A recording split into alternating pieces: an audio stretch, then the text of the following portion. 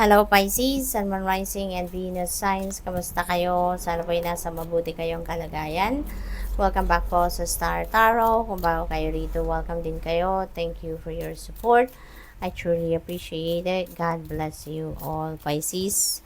Una mensahe po ninyo ay archway. Ayan. So, there are opportunities, possibilities, and path opening up for you sa ngayon. So, napakagandang biyaya ito kasi merong iba't ibang oportunidad, posibilidad, may mga new path na magbubukas sa buhay ninyo sa ngayon. So, pwedeng bagong oportunidad yan na pwedeng pagkaperahan, pwedeng money path yan, pwedeng relationship, pwedeng pagbabago ng relationship into a better relationship. So, pwede mga ganon or pwede ring travel, no?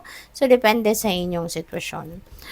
We have dog far away, a distant friend is thinking of you. Ayan, merong nakakaalala sa'yo. Merong kang kaibigan, ano, na nasa malayong lugar na iniisip kayo. Pwede rin naman na hindi lang ito kaibigan talaga. Pwedeng kamag-anak din ninyo to. Naka-close ninyo, diba? Pwedeng ganon. We have gavel, ayan, involvement with the law. Ayan, baka kayo ay,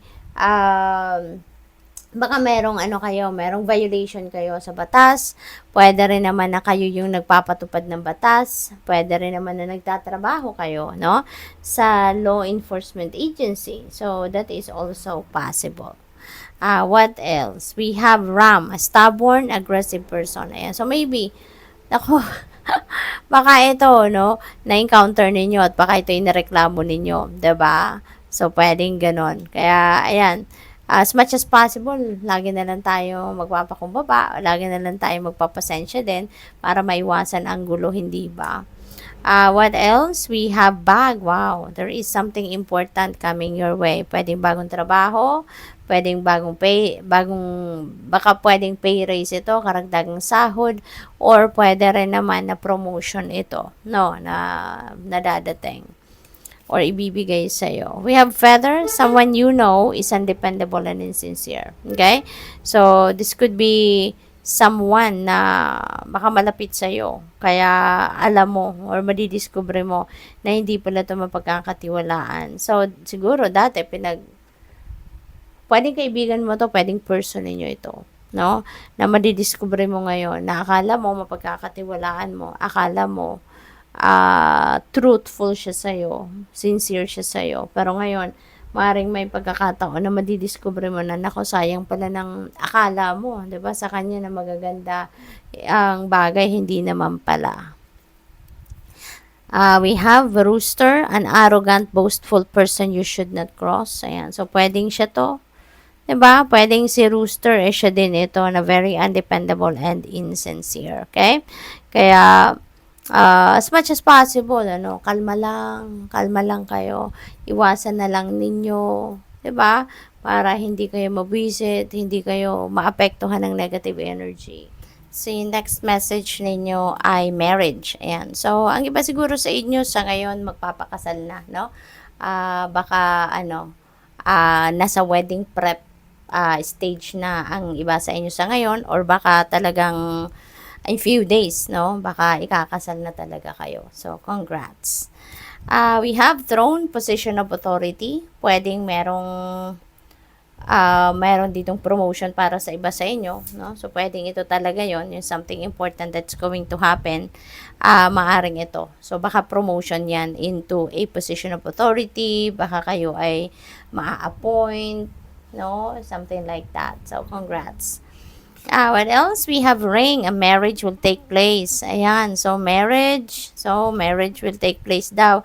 Either romantic or business. So, pwede talaga, no, na merong ikakasal sa inyo rito. Romantic marriage. Or pwedeng merong business partnership na magaganap dito for some of you. So, ayan.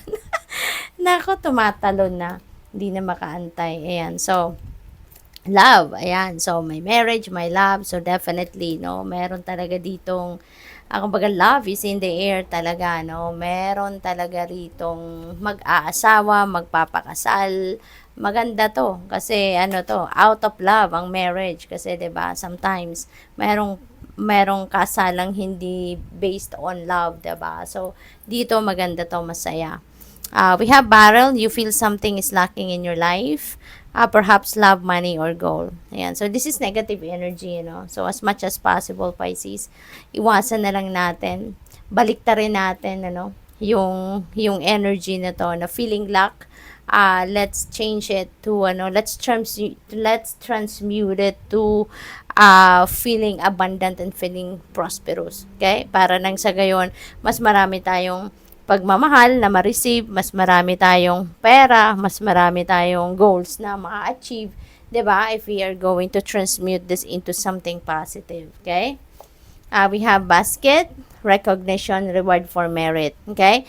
So meron ditong recognition pagdating sa trabaho, finally mararecognize na, makikilala na, mapapansin na yung trabaho ninyo, yung magandang trabaho ninyo, na ginagawa sa inyong workplace, and maybe mabibigyan din talaga kayo ng financial reward dito. So congrats. We have chair, field, someone new is entering your life. Okay? So, merong bagong tao na papasok sa buhay ninyo at this time. Merong pwede, So, since meron tayong marriage, so pwede talaga na yung mapapangasawa ninyo, that is going to be the person, na bago sa buhay ninyo, at magiging parte na rin ng pamilya ninyo, or yung mga kapamilya niya, 'di ba? Yun ang mga magiging parte rin, bagong parte rin ng buhay ninyo. Pwede rin na meron ditong bagong baby na paparating, Baka some of you, baka manganganak na, or baka meron ng babing paparating. So, good luck. Thank you for watching. Love and light. Namaste.